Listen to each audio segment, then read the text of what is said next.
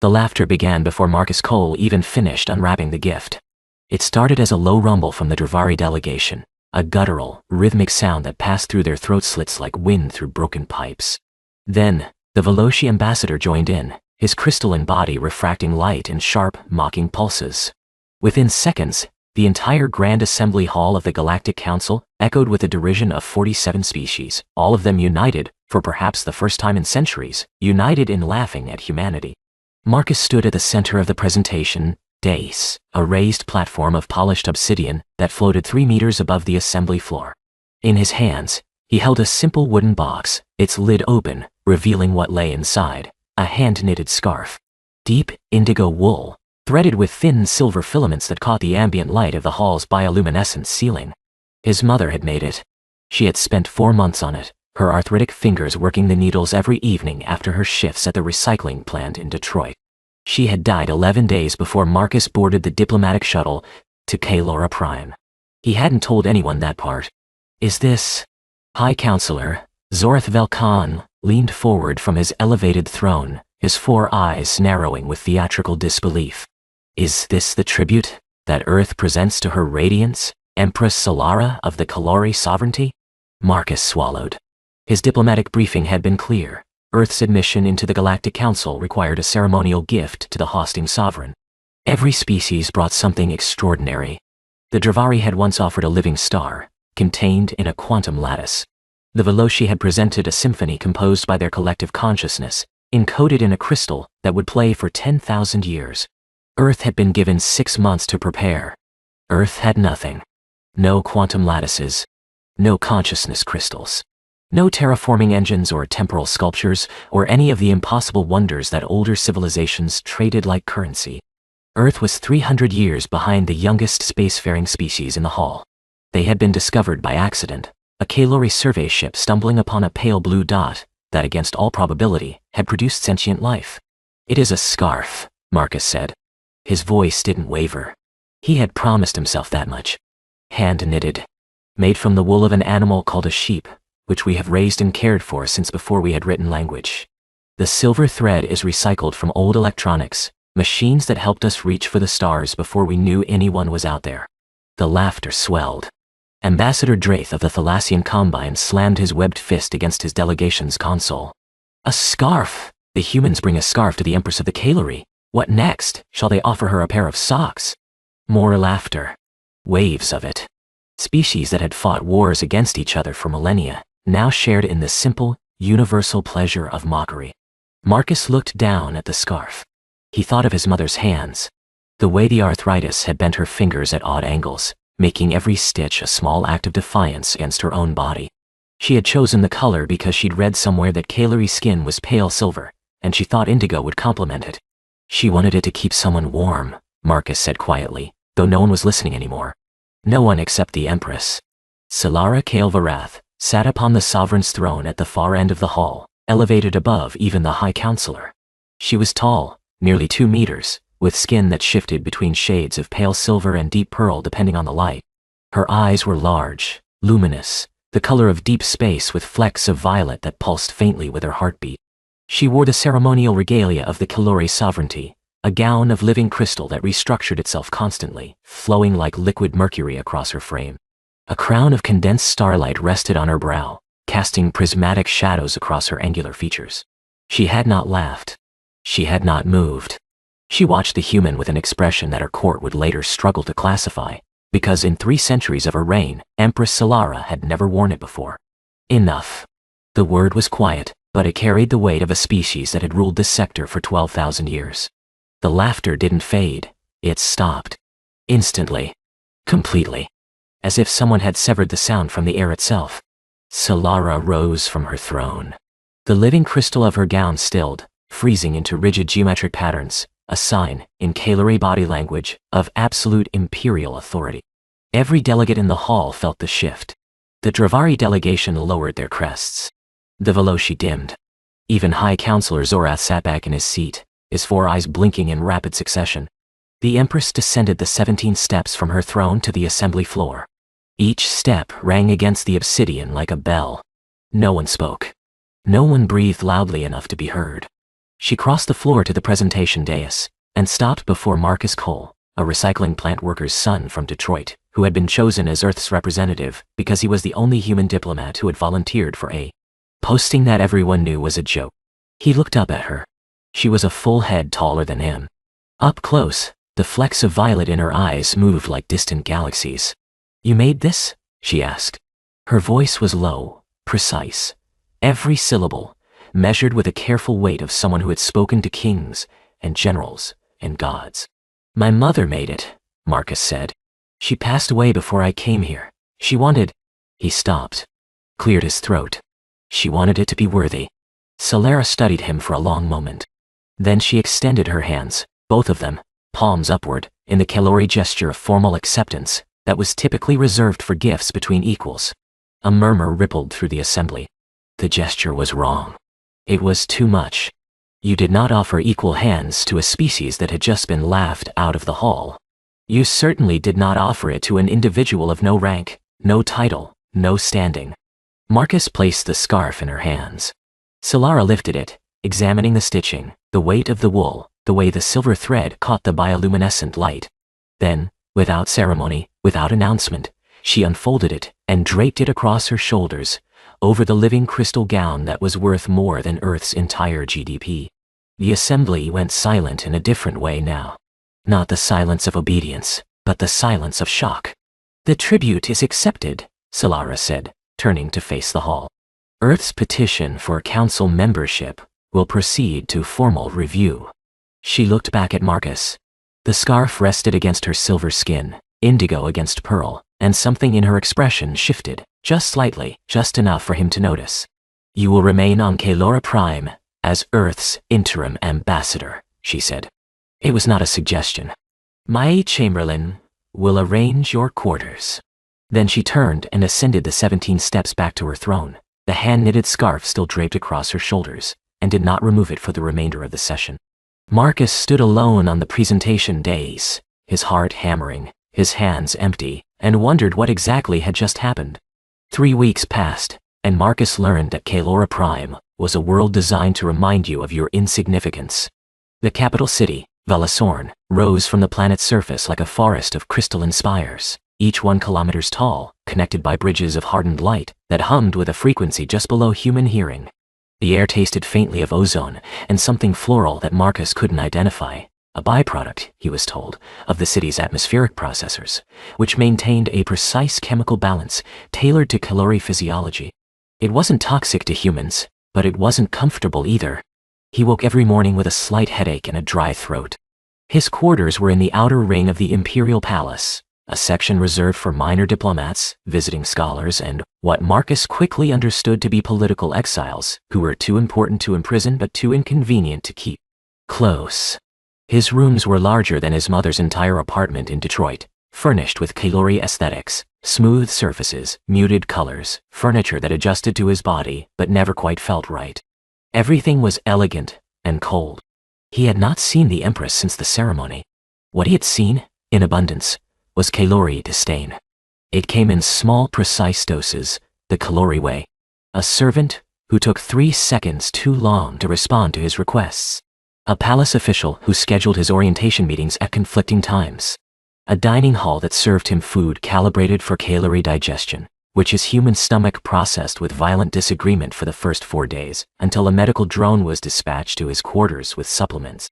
The message was clear: you are tolerated, not welcome. Lord Valeth Kalzoran delivered it most directly. He was the Empress's senior advisor and, as Marcus learned from the palace's public genealogical records, her maternal uncle. He was older than Solara by several decades. His silver skin had darkened to a deep pewter, and his eyes held none of the violet flecks that marked the imperial bloodline.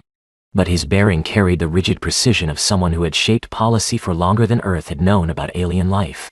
"You understand," Valeth said during their first official meeting, standing in his office with his hands clasped behind his back, "that your presence here is a formality." "I understand that I was asked to stay," Marcus replied. "You were instructed to stay. There is a difference." Valeth's eyes tracked over Marcus with the clinical detachment of someone examining a specimen. "Her radiance has eccentricities. The council indulges them because her rule has been effective." But centricities fade. Your species' novelty will fade. And when it does, you will return to your world, and Earth's petition will be archived alongside every other failed application from every other primitive species that believed it deserved a seat at the table. Marcus nodded slowly. With respect, Lord Valith, I'm not here because I think Earth deserves anything. I'm here because your Empress told me to be here. Something flickered across Valith's pewter features. Surprise, perhaps, or the Kalori equivalent of it. Indeed, he said, and the meeting was over. The first real break in the pattern came on day 20 Saug, in the Imperial Gardens. Marcus had discovered them by accident, wandering the palace corridors during what passed for evening on Kalor Prime, a dimming of the bioluminescent infrastructure that simulated a gentle twilight without ever achieving true darkness. The gardens occupied a vast interior atrium at the heart of the palace, open to the sky through a retractable crystal dome. Plants from hundreds of worlds grew in carefully curated sections, each one maintained by specialized drones that monitored soil composition, light exposure, and atmospheric needs down to the molecular level. He found the Empress sitting alone on a bench made of polished stone, in a section of the garden that grew nothing. The soil beds were empty. The irrigation channels were dry. A small placard at the entrance read, in Kalori script that Marcus's translation implant rendered as, the Silence Garden, for contemplation of absence. She was wearing the scarf. Marcus stopped at the garden's entrance, uncertain. Protocol dictated that he should not approach the Empress without a summoning. Protocol dictated a lot of things that Marcus, having received approximately 4 hours of diplomatic training before being shipped to another planet, did not fully understand. You walk loudly, Solara said without turning. Kalori footsteps are nearly silent on palace stone. Yours echo. Sorry, Marcus said. Human feet are heavier, I guess. I did not say it was unwelcome. She turned to look at him. In the garden's dim light, her skin was darker, closer to silver gray, and the violet flecks in her eyes were more pronounced, pulsing slowly. Sit. He sat. The bench was too tall for him. His feet didn't quite reach the ground comfortably. He rested them on his toes and tried to look dignified. For a long time, neither of them spoke. The garden's silence was not empty. It was textured, filled with the faint hum of atmospheric processors and the distant vibration of the palace's structural harmonics. Your mother, Solara said eventually. What was she like? Marcus blinked. Of all the questions he had prepared for, about Earth's resources, its military capability, its value as an ally, this was not among them. She was tired, he said. She worked hard. The kind of hard that bends you over years. She had arthritis. That's a condition where your joints, I know what arthritis is. We eliminated it from our species 9,000 years ago. A pause. She made this scarf with damaged hands? Yeah. Marcus looked at the indigo wool draped over the Empress's shoulders, resting against the high collar of her simpler evening gown. Not the living crystal of the ceremony, but still something. That probably cost more than his shuttle ticket. Every stitch, she said it was the only thing she could give that meant something. Marcus looked at her. Can I ask why? Solara's gaze moved to the empty soil beds. Do you know why this section of the garden grows nothing? The placard says it's for contemplating absence. That is the public explanation. The truth is simpler. She touched the edge of the scarf, her long fingers running along the stitching. My consort died here. Kalith. What? He was tending plants from his homeworld. He was not Kalori, he was Selvan, which caused considerable scandal when the assassination occurred. A neural disruptor, fired from a maintenance drone that had been reprogrammed by members of my own court. Marcus felt the air leave his lungs. I'm sorry. It was 63 years ago. I have ruled alone since. She said it flatly, without self-pity. But Marcus heard what lived beneath the words. A hollow that 6 decades had not filled. After his death, I ordered the plants removed. Nothing grows here. Nothing replaces what was taken. And the scarf? Solara looked at him directly. Kalith would have understood it. He was not a man of power or status. He was a botanist from a minor world. The court despised him. They called our bond a degradation of the imperial line. When he died, they expected me to mourn appropriately and then select a proper consort from the noble houses. The violet flecks in her eyes pulsed. I have not done so. I will not do so. And when I saw you standing in that hall, holding something made by hand, made by love, made by a woman whose body was failing, but whose spirit was not. she stopped, composed herself, with a precision that Marcus was beginning to recognize as distinctly Kalori. I saw something I had not seen in 63 years, something real. Marcus didn't know what to say, so he said the only thing that felt true. My mother would have liked you. Solara looked at him with an expression that was, for the briefest moment, unguarded. Then the mask returned, smooth, imperial, impenetrable. Your mother had excellent taste in wool, she said. Marcus laughed. He couldn't help it. It was a small sound, entirely inappropriate for the setting, and it echoed off the garden stone walls in a way that made it seem larger than it was. Solara did not laugh, but the corner of her mouth moved, just slightly, just enough, and Marcus understood that, for a Kalori Empress who had spent 63 years perfecting the art of showing nothing, that small movement was the equivalent of a standing ovation. Come to the gardens tomorrow evening, she said, rising from the bench. I find your echoing footsteps grounding. She left without waiting for a response, the indigo scarf trailing behind her like a banner from a world she had never visited, made by hands she would never hold, given by a man who had nothing else to offer. Marcus sat in the silence garden for a long time after she left, his feet dangling above the ground, and thought about absence and the strange things that sometimes grow in its place. The assassination attempt came on day 41st, and it was not aimed at the Empress. Marcus was returning from a meeting with Earth's trade liaison, a holographic conference that had consisted mostly of the liaison begging him to secure any deal, any concession, anything that would justify the expense of maintaining a diplomatic presence on Kalora Prime, when the corridor lights shifted from their usual warm bioluminescence to a sharp, pulsing red. He had exactly 2 seconds to register the change before something hit him in the chest. It wasn't a neural disruptor. It was cruder than that, a kinetic projectile fired from a maintenance alcove 20 meters ahead. The impact threw him backward into the corridor wall. He felt ribs crack. His vision went white, then red, then settled into a narrow tunnel of flickering clarity. He was on the ground. The ceiling was very far above him. Something warm was spreading across his shirt. Footsteps. Not the near-silent Kalori kind. Heavy, booted, purposeful. A figure emerged from the maintenance alcove, Kalori, dressed in the gray uniform of Palace Technical Staff, carrying a weapon that Marcus's fading consciousness identified as something between a gun and a pipe. Improvised. Desperate. I.e.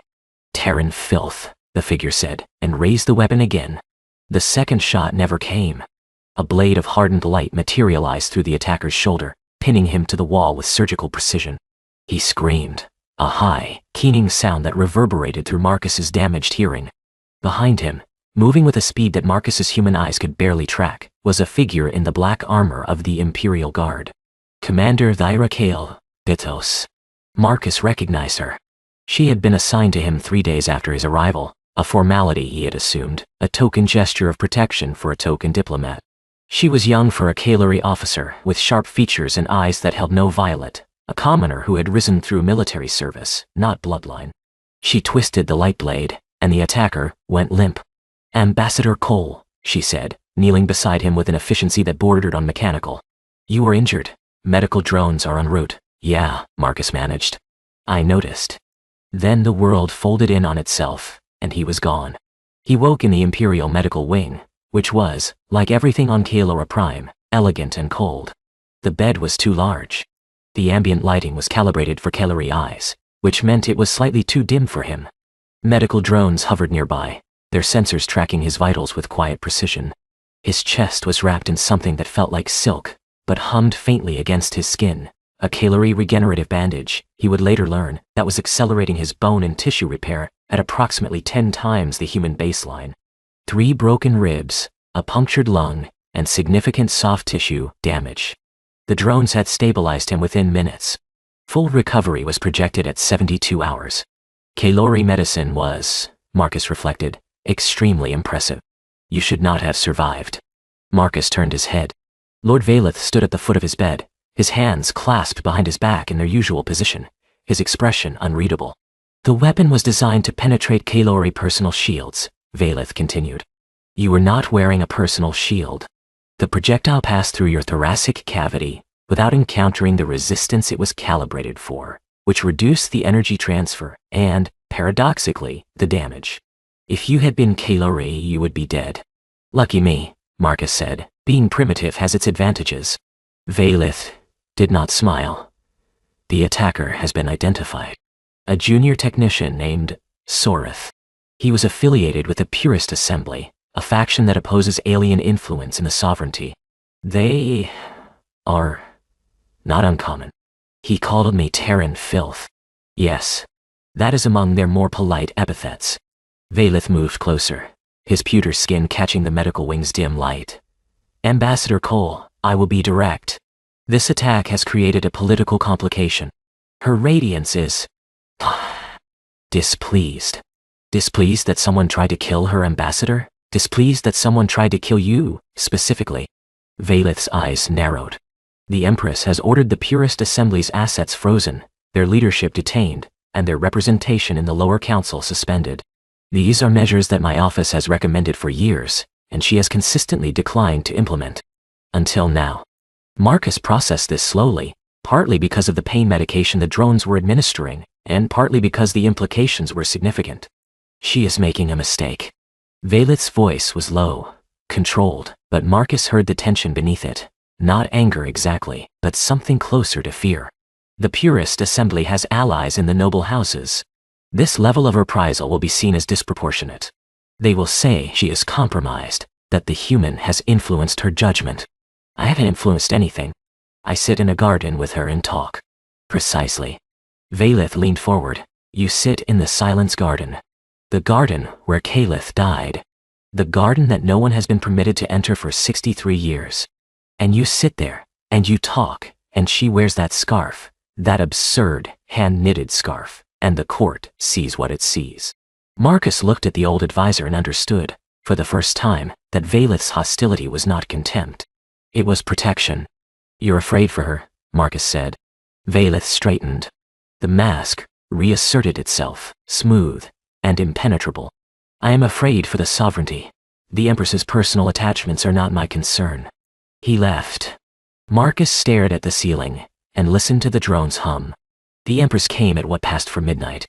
She came alone, without guards, without attendants, a breach of protocol so severe that Marcus would later learn it had triggered 3 separate security alerts, all of which Solara had overridden with imperial authority. She was wearing a simple gown, no crown, no ceremonial regalia. She was wearing the scarf. She stood at the foot of his bed for a long moment, her large eyes tracking over the regenerative bandages, the monitoring drones, the readouts that displayed his human vital signs in Kalori notation. They told me the projectile fractured 3 ribs and collapsed a lung, she said. The drones fixed it. I'll be fine in a couple days. You could have died, but I didn't, Marcus. It was the first time she had used his given name. The sound of it in her voice, shaped by Kalori phonetics, the consonants slightly harder, the vowels slightly longer, did something to his chest that had nothing to do with broken ribs. This happened because of me. Because I brought you here. Because you accepted a gift, he said. That's not something to apologize for. She moved to the side of his bed. This close, in the dim light, he could see the faint luminescence beneath her skin. A bioluminescent network that all Kalori possessed, usually invisible, but which became apparent under emotional stress. It traced patterns across her cheekbones and down her neck like rivers of pale light. My court believes I have lost perspective, she said. Valith believes I am being reckless. The noble houses are circulating rumors that I intend to take a human consort, which they view as a degradation worse than Kalith, because at least the Selvan were a recognized species within the sovereignty. And what do you believe? Solara looked at him. The violet in her eyes was bright, brighter than he had ever seen it, and the bioluminescent patterns on her skin pulsed in slow, rhythmic waves. I believe, she said carefully, that I have spent 63 years as a monument to duty. That I have given my life to the sovereignty. That I have sacrificed companionship, warmth, and the simple pleasure of being known by another person, because my court decided that my grief was a phase and my loneliness was acceptable as long as I remained useful. She reached down and took his hand. Her fingers were longer than his, cooler, smoother, and they wrapped around his palm with a gentleness that contradicted every sharp imperial edge he had seen in her. And I believe, she continued, that a woman I never met, on a world I have never visited, made something with her broken hands and sent it across the stars with her son, and it was more real than anything this palace has offered me in 6 decades. Marcus held her hand. He didn't squeeze, his chest hurt too much for that, but he held it and felt the faint pulse of her bioluminescence against his skin, warm despite the coolness of her touch. I'm not a consort, he said. I'm not a diplomat, not really. I'm a guy from Detroit whose mom knitted a scarf. I don't have anything to offer you that matches what you are. What I am, Solara said, is tired. What I am is alone. And what you have offered me, presence, honesty, the willingness to sit in an empty garden and speak without agenda, is something that no noble house, no allied species, no galactic power has offered me in 63 years of reign. She released his hand, but slowly, her fingers trailing across his palm before withdrawing. Rest, she said. Heal, and when you are well, come to the garden. She left as she had come, alone, in the dim light, the indigo scarf a dark ribbon against her silver skin. Marcus lay in the medical bed and listened to his human heart beat its heavy, echoing rhythm in a palace built for quieter things, and understood that something had changed that could not be unchanged. The council session was convened on day 58, and the entire Galactic Council attended, not because Earth's membership review was particularly important, but because everyone wanted to watch the Empress humiliate herself. The rumors had done their work. In the weeks since the assassination attempt, the noble houses had orchestrated a campaign of whispered degradation that was, Marcus had to admit, impressively thorough. The human ambassador had bewitched the Empress. The human ambassador was a spy. The human ambassador's gift was laced with pheromones, with nanotechnology, with some primitive Terran sorcery that bypassed Kalori rationality. The stories grew more elaborate with each telling, and by the time the council convened, roughly half the assembly believed that Earth's admission was a personal indulgence of a compromised monarch, and the other half simply enjoyed the spectacle.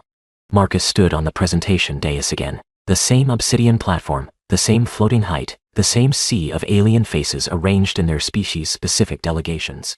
His ribs had healed, though he still felt a phantom ache when he breathed deeply. He wore the only formal clothing Earth had provided, a simple dark suit, tailored before he left Detroit, already slightly worn at the cuffs. High Counselor Zorath opened the session with characteristic gravity. We are convened to render judgment on Petition 7742, the admission of the species known as humanity, originating from the Sol system, to the Galactic Council. The sponsoring sovereign is Her Radiance, Empress Solara, of the Kalori sovereignty. He turned his 4 eyes toward the Empress's throne. Does Her Radiance wish to speak on behalf of the petitioning species? Solara rose. She was in full ceremonial regalia, the living crystal gown, the starlight crown, the formal bearing of 12,000 years of Kalori sovereignty. Every inch, the Empress. And across her shoulders, over the living crystal, resting against the condensed starlight, she wore the scarf. The murmur that went through the assembly was immediate and sharp. Marcus saw Lord Valeth, seated in the advisory gallery, close his eyes briefly, the Kalori equivalent of putting his face in his hands. I do wish to speak, Solara said. She descended the 17 steps. This time, she did not stop at the presentation dais. She walked past it, past Marcus, and stood at the center of the assembly floor, where her voice would carry to every delegation without amplification. 47 species sit in this hall, she began. Each of you came to the council with a gift. Each gift was extraordinary, by design, because the tribute system was created to demonstrate a species' worth through the magnificence of what it could produce. The Dravari brought a captive star. The Veloci brought an eternal symphony. The Yor brought a weapon that could unmake a moon. She paused, letting her gaze travel across the assembly, and in 3,000 years of tribute ceremonies, not one species has brought something made by hand. Not one has brought something that required no technology, no wealth, no power, only time and care, and the willingness to endure pain for the sake of creating something warm. She touched the scarf.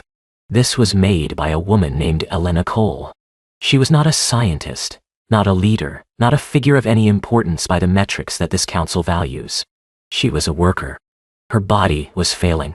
She spent the last months of her life making this, not because she understood galactic politics, not because she was trying to impress an empress, but because she believed that when you send someone you love into the unknown, you send them with something warm.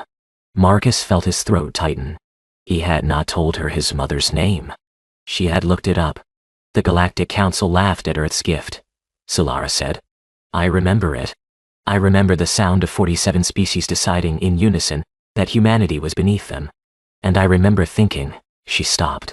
The bioluminescent patterns beneath her skin flickered, visible even through the ceremonial gown. I remember thinking that not one of those laughing species had ever offered me something real. She turned to face Marcus on the dais. "I have worn this scarf every day since it was given to me. Not because it is valuable, not because it is exotic, but because it is the only thing in this palace that was given without calculation, without agenda, without expectation of return.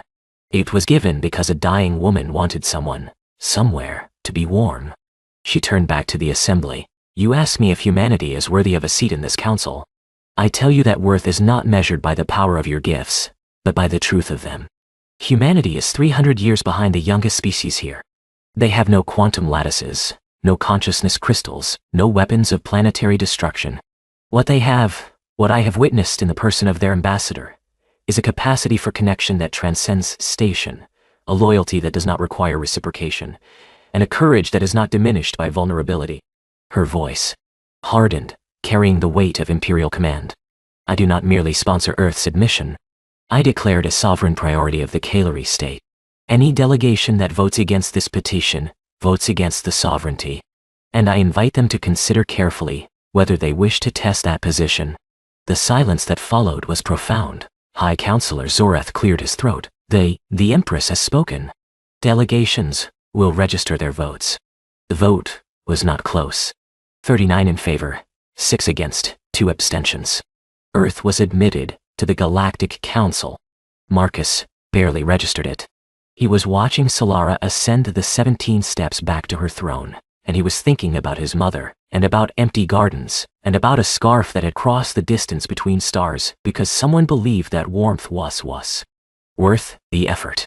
The reception afterward was held in the Grand Gallery of the Imperial Palace, a vast hall of mirrored crystal that multiplied every figure into infinite reflections. Marcus stood near the edge, nursing a drink that the serving drones had calibrated for human consumption, watching delegations mingle and politic and pretend they hadn't just been politically outmaneuvered by a woman in a hand-knitted scarf. Lord Valeth found him there. "You should know," the old advisor said, standing beside Marcus with his hands clasped behind his back, "that what the Empress did today was unprecedented. She has never leveraged sovereign authority against the Council for a single petition. The political cost will be significant." "I know," Marcus said, "and you should know that the purest assembly, while diminished, is not destroyed. There will be more attempts. The court will not accept this quietly." "I know that too." Valeth was silent for a moment. Then, in a voice that was softer than any Marcus had heard from him, "Calith was a good man. He was not what I would have chosen for her, but he was good, and he made her less alone. When he died, something in her calcified. I have watched it for 63 years. The slow hardening of someone who decided that feeling was a luxury she could not afford." He looked at Marcus directly. "She is wearing the scarf, Ambassador. She has not removed it since the day you gave it to her. Do you understand what that means? I think I'm starting to. Then understand this as well. If you hurt her, there is no force in this galaxy that will protect you from me." Marcus met the old Kalari's eyes, pewter and hard and beneath them. It all, desperate with a love that had spent decades disguising itself as duty. "I won't hurt her," Marcus said. Valeth studied him for a long moment. Then he nodded, once, sharply, and walked away. Marcus found Solara in the Silence Garden. She had changed out of her ceremonial regalia into the simpler evening gown, but the scarf remained. It always remained. She was sitting on the stone bench, in the section that grew nothing, looking at the empty soil beds with an expression that Marcus now recognized as not grief, exactly, but conversation. A silent dialogue with someone who was no longer there. He sat beside her. His feet still didn't reach the ground comfortably. "Your mother's name was Elena," Solara said. "You looked it up." "I did. I also looked up Detroit. And sheep. And arthritis." She paused, "and the recycling plant where she worked. It closed 2 years before she died. She was making the scarf while unemployed, using wool she had purchased before the closure." Marcus swallowed. She saved the money. She said the scarf was more important than... He stopped. Then what? Then a lot of things. He looked at his hands. She didn't have much at the end. The wool and the needles were... I think they were the last things she chose for herself. Everything else went to keeping the apartment, keeping the lights on, keeping me fed while I was trying to get into the diplomatic corps. She sacrificed for you. Yeah. That's what she did. That's all she did, her whole life. Solara was quiet for a long time.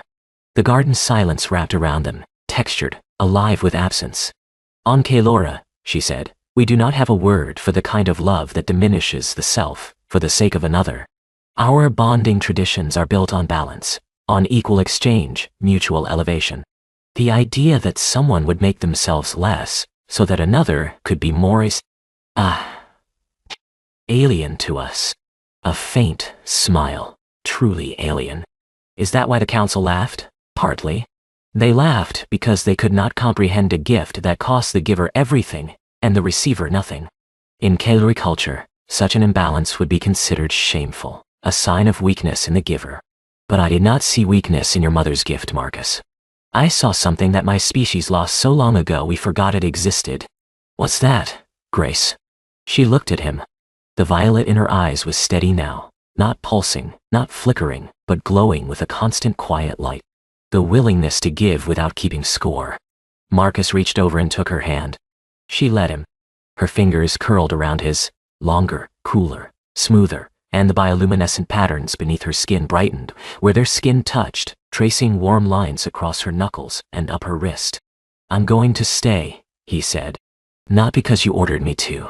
Not because of the council vote. Because you want to sit in an empty garden with a lonely Empress. Because the garden isn't empty when you're in it. Solara looked at him. The mask, the imperial mask, the 63-year mask, did not fall. It dissolved.